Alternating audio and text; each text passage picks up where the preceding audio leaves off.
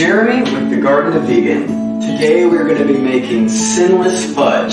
So, without further delay, I'm going to hand it over to Chef Megan, my beautiful wife, and she's going to give you an introduction. We have our ingredients here.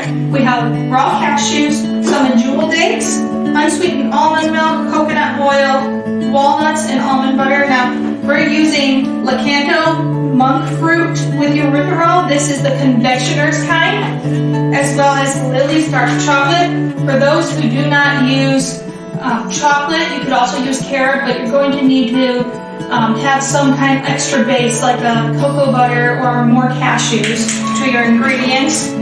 Right now, I am unpitting the Medjool dates. It's very important that you use Medjool and not Diglet, because Diglets are not as creamy. You see that creamy texture right there? You want that creamy texture. You do not want to use Diglets or you're going to have a grainy texture. Okay, we have 8 dates here that have been pitted, a half a cup of coconut oil, 1/4 a cup of almond butter, and 3/4 of a cup of cashews. And we're going to put these into our blender. Now I like to start off with the nuts first and the oil, and then I like to add the dates afterwards. Let's just get all that out. Almond butter is messy.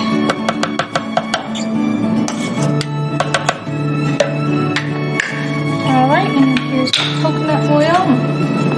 Mine is nice and melted because it is hot here in Alabama, so because of it having a lower temperature of melting, mine is melted.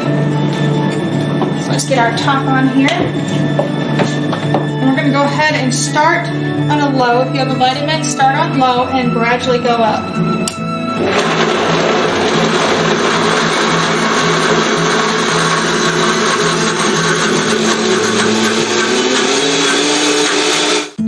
Now, this should be about in the consistency like the almond butter. It's going to be a little runny. That's normal. And we're going to go ahead and put our dates in it now.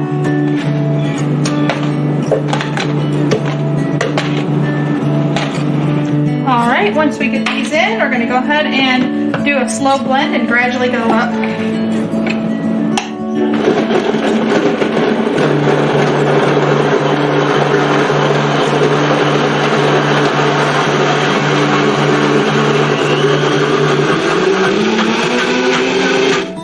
I have put half a bag of lilies in a glass bowl, and we're going to rotate this with our rubber spatulas.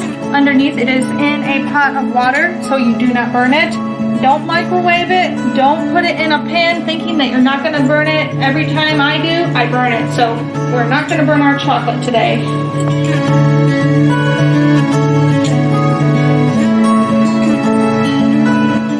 Okay, so here we have our melted chocolate. We're going to go ahead and put it in our blender.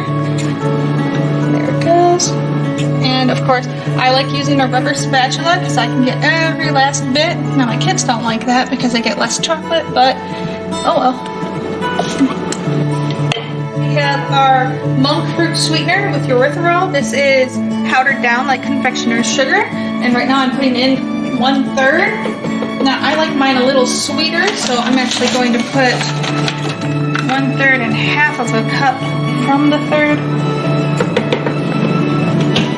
All right, and let's get this blended. Okay, so I like to have mine a little salty, so this is pink Himalayan salt, and I put about 2 pinches. I've already put 1 in here, so here's our second pinch, and we're going to stir it up again.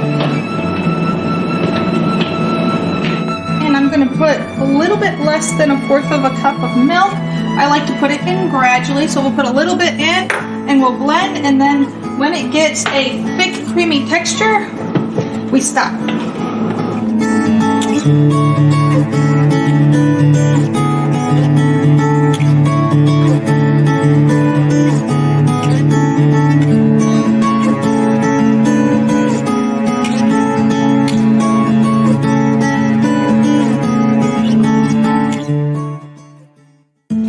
now we're going to actually wrap this up and we'll put it in the fridge. If you want it to be faster, you can put it in the freezer. But for me, I usually do it overnight in the fridge, but it probably would take about 5 hours to do so. So that is our Sinless fudge. Alright, the fudge has been made and now it's time to eat it. So, let me introduce to you our subjects. Alright, tell me what you think. Go ahead and take a bite.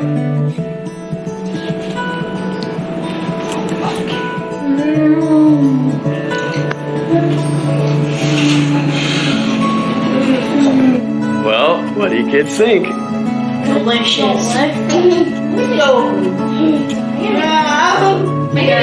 There's no sugar in that.